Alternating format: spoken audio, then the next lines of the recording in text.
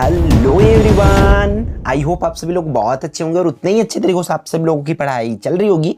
तो इस वीडियो में हम आपके संस्कृत में भी फिर से आपके मार्क्स जो है कंफर्म कराने वाले, किसमें से भाई, अव्यय का। ठीक है, तो आपको अव्यय पहचानना सिखाऊंगा, जैसे आपकी जो 3 मार्क्स जो है बोर्ड एग्जाम में फाइनली क्या हो पाए, सिक्योर हो पाए, आप एकदम 100% करेक्टली जो है इसको करके आ पाओ। ठीक है, तो चलो आपको मैं बता देता हूँ। अव्यय की बात करें तो अव्यय, सबसे पहले तो अव्यय किसको बोलते हैं?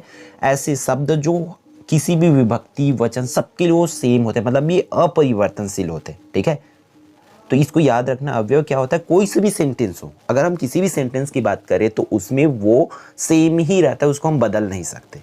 तो एक्चुअल में जैसे कि हमारे इंग्लिश की बात करूं तो जैसे कि हमारा ऑफ हो गया, है ना, फॉर हो गया, ठीक है, टू हो गया, इस टाइप की जो वर्ड्स होते हैं, सिमिलरली अव्यय पद भी वैसे होते हैं। तो ये कहाँ पर होती है? ये हमारा एज अ प्रीपोजिशन होती है इंग्लिश में। सिमिलरली मान के चलो आप किसको भाई? अव्यय पद को भी, मतलब थोड़ा सा रिलेट करके, वो हालांकि सेम नहीं है बट आप ये मान के चलो समझने के लिए कि यही होती है।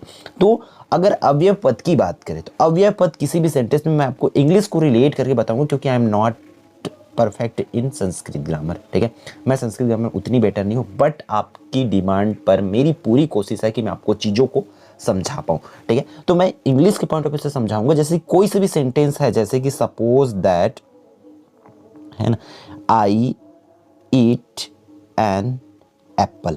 ठीक है, सपोज दैट ये आई ईट एन एप्पल है, तो इसमें अव्यय पद किसको मानेंगे? जो ये एन है ना, हम उसको, हालांकि वो अव्यय पद नहीं है लेकिन हम उसको अव्यय पद मानेंगे। क्यों? अब देखो किसको मार रहे हैं? जो सब्जेक्ट है, वर्ब है और ऑब्जेक्ट है, ये तीनों को छोड़ करके जो भी उसमें रहता है, मतलब कोई डूअर होगा, कोई भी काम करने वाला होगा, कोई भी सब्जेक्ट मतलब ऑब्जेक्ट होगा, तो उन चीजों को छोड़ करके जो भी उसमें बीच में रहेगा वर्ड्स, उसको ही आपको क्या कहना है? अव्यय कहना है। तो चलो कैसे अव्यय पद हो सकते हैं, क्वेश्चंस पहले बता देता हूं आपको किस तरीके से रहेंगे। जैसे कि आपको क्वेश्चन इस तरीके से देंगे, ठीक है, बोलेंगे कि अधोलिखितानि वाक्यानि पठित्वा अव्ययपदानि चित्वा करोतु, इस तरीके से देंगे। यत्र धूमा तत्र अग्नि, पूजा राजा भोज आसीत, है ना, पूरा राजा भोज आसीत, स्व सोमवासरः भविष्यति, इस तरीके से सेंटेंस देंगे, उसमें आपको पहचानना है। ठीक है, तो सिंपल से उसका कोई, मैं क्या कर लिया हूँ आपकी बुक से ही इस तरीके से वर्ड्स वहां से कलेक्ट कर लिया हूँ जो अक्सर अव्यय पद होते हैं। तो एक राइमिंग वर्ड्स में मैं कर लिया हूँ, बुक में इधर उधर लिखा, तो मैं उसको जमा के लिखूँ, जैसे कि अत्र तत्र यत्र सर्वत्र एकत्र अनत्र कुत्र, इस टाइप से अगर सेंटेंस आता है तो समझ लेना वो क्या है? अव्यय पद। उसी तरीके से यदा तदा कदा सदा एकदा सर्वदा सर्वथा, इस तरीके से यथा तथा यावत तावत, ये हो जाएगा। फिर आपको नेक्स्ट लाइन क्या याद रख लेना है भाई? यत यतः ततः परितः अभितः सर्वथा कुतः। ठीक है, एक एक लाइन में आपको चीजें याद होती जाएगी और यही होगा, याद रखना।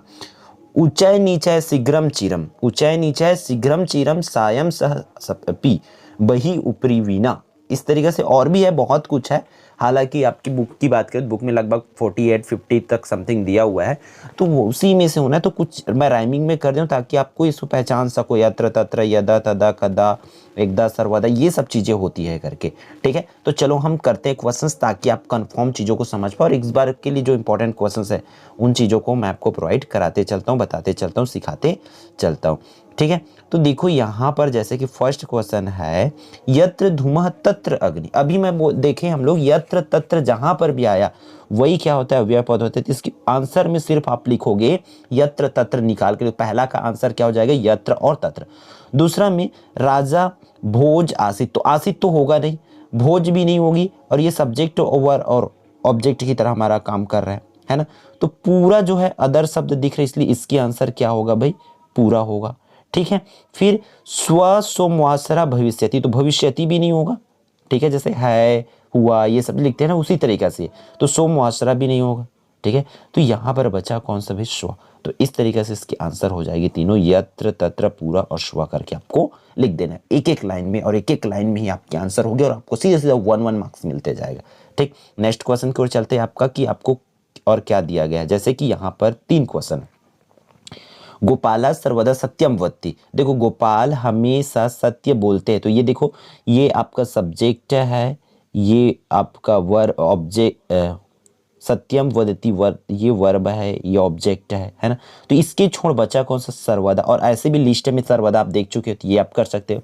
अहम मतलब मैं होता है, संस्कृत एक हमारा सब्जेक्ट है, पठामी एक काम है। तो इसके छोड़ कौन सा है भाई, इसमें अपि है, तो वो अपि जो है क्या हो जाएगा, अवयव हो जाएगा। ज्ञानम विनम सुखम नस्ति, तो अस्ति तो होगा नहीं, ये आपको पता है ना, मतलब नहीं, ये अलग अलग हो जाते हैं। सुख और ज्ञान ये भी नहीं होगा, तो बचा कौन सा, वीणा। ठीक है, तो सर्वदा अपि वीणा इसके करेक्ट आंसर होगा। इस तरीके से आपको पहचानना पड़ेगा। समझने की थोड़ी सी कोशिश करो, यही है इसका, और बड़ा सा वाला कोई ट्रिक नहीं है। ठीक है, आप इन क्वेश्चंस को कर लोगे तो डेफिनेटली इसी से इर्द गिर्द घूमते हुए आपको क्वेश्चंस पूछेंगे। जैसे कि इसमें आंसर्स भी आपको दिखा रहा है। अद्य, ये इसमें अद्य वाला है। ठीक है, यदि अन्यथा न मतस्य तरही, ये हो जाएगा।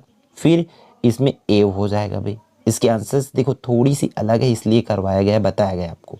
ठीक है, चीज़ों को समझते हुए चलना है आपको। फिर अगला क्वेश्चन की अगर बात करें तो इसमें भी आराम से पहचान लोगे। ठीक है, जैसे कि इसमें यत्र तत्र, ये पहले क्लियर है आपको।